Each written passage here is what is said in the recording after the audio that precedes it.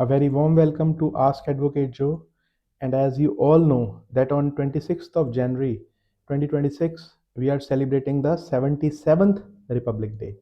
आज ही के दिन 1950 में इंडिया रिपब्लिक बन गया था, विच मीन्स कि जो पावर है वो कंसंट्रेट कहाँ हो गई? लोगों के हाथ में। द गवर्नेंस ऑफ लॉ जो है वो हम लोग करते हैं थ्रू अवर इलेक्टेड रिप्रेजेंटेटिव्स, जैसे कि MLAs, MPs, governor, president, prime minister.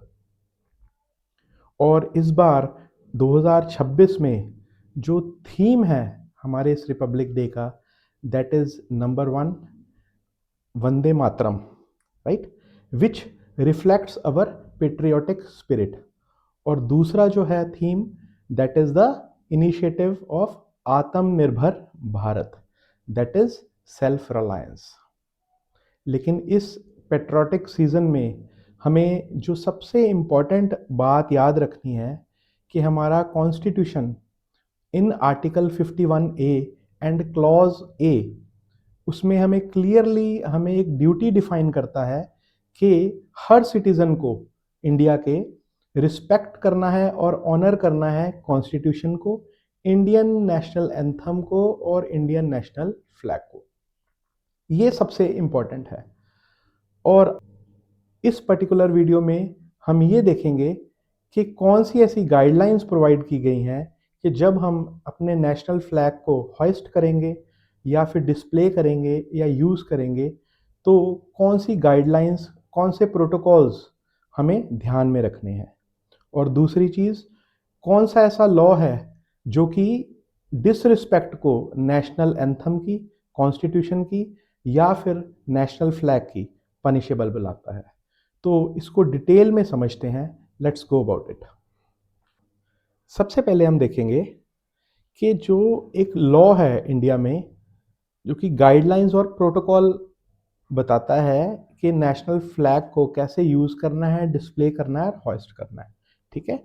उस कोड का जो नाम है that is the flag code of India, which was enacted in year 2002। मैं इसके आपको की पॉइंट्स बताऊंगा जिसकी रेलिवेंसी जनरल पब्लिक के लिए है। बाकी आप जो है इसकी जो अटैचमेंट मैं लगाऊंगा इसमें वीडियो के साथ, you can go through that और उसमें आपको कंप्लीट गाइडलाइंस मिल जाएंगी, ठीक है। तो समझते हैं इसको अच्छे से। सबसे पहले कि जो ये फ्लैग कोड ऑफ इंडिया है, ये सारे के सारे जितने भी लॉज हैं, जितने भी कन्वेंशंस हैं, जितनी भी प्रैक्टिसेस हैं और जितने भी इंस्ट्रक्शंस हैं related to display of our national flag, either it is done by any private member और a member of public institution और अ गवर्नमेंट इंस्टीट्यूशन। इस सबको जो है वो बताता है कि क्या क्या गाइडलाइंस आपने फॉलो करनी है। अब जो सबसे रेलिवेंट क्वेश्चन है टू जनरल पब्लिक वो ये है कि क्या हम नेशनल फ्लैग को डिस्प्ले कर सकते हैं अपने घरों के बाहर या नहीं।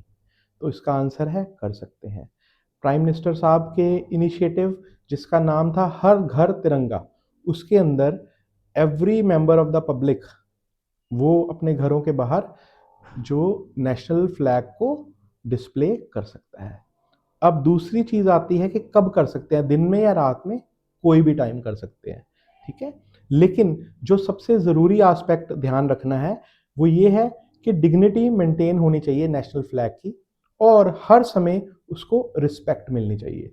आप कोई भी और फ्लैग उससे ऊपर नहीं लगा सकते, ठीक है।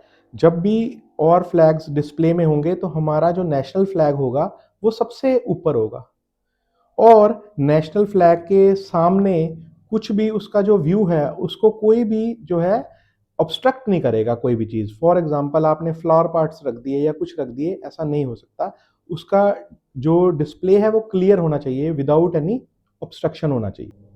उसके बाद जो है जो सेफ्रॉन बैंड है वो हमेशा अपसाइड होना चाहिए, कभी भी उसको आपने अपसाइड डाउन नहीं करना है। बहुत इंपॉर्टेंट एस्पेक्ट कि फ्लैग को कभी भी ज़मीन से टच नहीं होने देना, फ्लोर से टच नहीं होने देना या पानी से टच नहीं होने देना, और किसी भी चीज़ को फ्लैग से आपने कवर नहीं करना। फॉर एग्जांपल कोई सेरेमनी चल रही है, वहाँ पे स्पीकर का आप जो प्लेटफॉर्म है या उसका माइक है या उसकी चेयर है, किसी चीज़ को भी फ्लैग से कवर नहीं कर सकते। ये कुछ क्रूशल पॉइंट्स हैं जो आम पब्लिक के लिए हैं, राइट। अब नेक्स्ट हम ये देखेंगे कि अगर डिसरिस्पेक्ट होती है नेशनल फ्लैग की और कॉन्स्टिट्यूशन की या फिर नेशनल एंथम की, तो कौन से ऐसे रेलिवेंट लॉज हैं और क्या पनिशमेंट्स प्रिस्क्राइब्ड हैं। सो ये जो एक्ट है which is the prevention of insults to the national honour act of 1971, ये पनिशमेंट्स प्रिस्क्राइब करता है कि अगर किसी भी तरह की इंडियन कॉन्स्टिट्यूशन को या फिर इंडियन नेशनल फ्लैग को आपने इंसल्ट करा, अगर उसको डिस्ट्रॉय करा, बर्न करा, आपने म्यूटिलेट करा या पैरों में रौंदा या किसी तरह से और इसको डिसरिस्पेक्ट करा, ठीक है, और या आपने इसका कंटेम्प्ट करा, यानी कि आपने किसी कोई वर्ड ऐसे बोले या कोई वर्ड ऐसे लिखे जिसके करके इसकी डिसरिस्पेक्ट हुई, तो वो पनिशेबल होगा with imprisonment up to 3 years, या फिर फाइन होगा या फिर दोनों ही होंगे। और ये बताता है कि अगर नेशनल एंथम के समय में किसी भी पर्सन ने अगर उसको प्रिवेंट करा कि वो ना बोला जाए या फिर उसमें किसी तरह की डिस्टर्बेंस क्रिएट करी, उसका मीम बना लिया, आजकल आपने देखा होगा कि लोग मजाक में जो है नेशनल एंथम को बोल देते हैं, अगर किसी तरह से डिसरिस्पेक्ट करा तो that is also punishable up to imprisonment of 3 years या फिर फाइन या फिर दोनों होंगे, ठीक है। अब जो डिसरिस्पेक्ट वर्ड है वहां पे बहुत सारी चीजें इंक्लूड हो जाती हैं।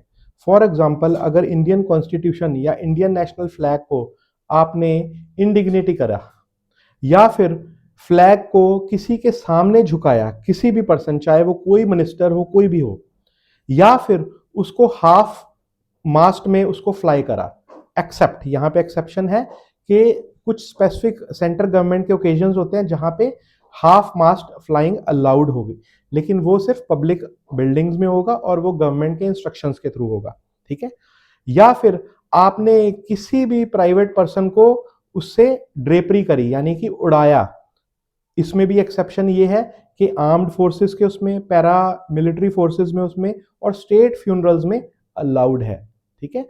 उसके बाद जो है आपने कोई उसके हैंकरचीफ बना दिए या कुशंस बना दिए या और कोई क्लोथिंग बना दिया, उसको आप लेके जा रहे हो, that is also an offence, उसमें भी पनिशेबल है। आपने फ्लैग के ऊपर किसी भी तरह का कुछ लिखना नहीं है, इंस्क्राइब नहीं करना है, ठीक है। उसके बाद फ्लैग को हाथों में लेकर उस पर कुछ डिलीवर नहीं करना है, ठीक है।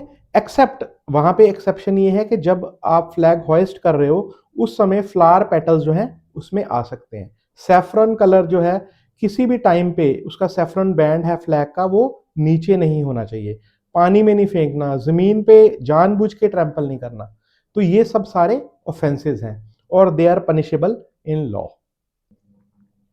उसके अलावा अलाउड ही नहीं है कि आप अपने प्राइवेट व्हीकल्स पे जो है नेशनल फ्लैग को ड्रेप करो, किसी भी बिल्डिंग को आप उससे ढक नहीं सकते नेशनल फ्लैग से, तो ये सब पनिशेबल एक्ट्स हैं, right. Now we have seen in this video that patriotism though a part of our life and very very essential to every aspect of our life, लेकिन इसके साथ साथ रिस्पेक्ट और ऑनर मेंटेन करना बहुत ज़रूरी है।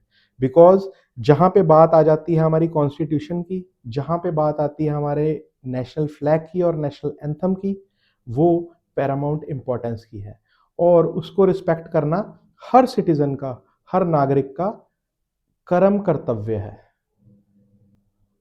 उसके बाद अगर कोई पर्सन जिसने इंडियन कॉन्स्टिट्यूशन की या नेशनल फ्लैग की या नेशनल एंथम की डिसरिस्पेक्ट करी और वो कन्विक्ट हो गया, उसके बाद वो फिर से कन्विक्शन पाई गई, तो हर एक कन्विक्शन के लिए मिनिमम 1 ईयर की सजा अलग से मिलेगी उसको, मिनिमम है ये, ज्यादा कुछ भी हो सकता है, वो it depends upon the discretion of the honourable courts, ठीक है। तो now we have understood that कि जो पैट्रियोटिज्म है that is very essential part of our life. लेकिन उसके साथ साथ हमें ये ध्यान रखना है कि हमें जाने अनजाने में डिसरिस्पेक्ट नहीं कर देनी अपने नेशनल फ्लैग की, अपने नेशनल एंथम। अगर आपके दोस्त यार मित्र हैं, उनको भी आप समझाओ, उनको बताओ, अवेयर करो उनको कि कभी भी आपने मजाक नहीं करना है नेशनल एंथम के टाइम पे, नेशनल फ्लैग का या कॉन्स्टिट्यूशन का, because these all are punishable under law. Once again thank you all for watching this video. I hope आपको ये अच्छा लगा होगा। If you like it, do like and subscribe to this ask advocate जो channel, and till then, happy Republic Day. Thank you.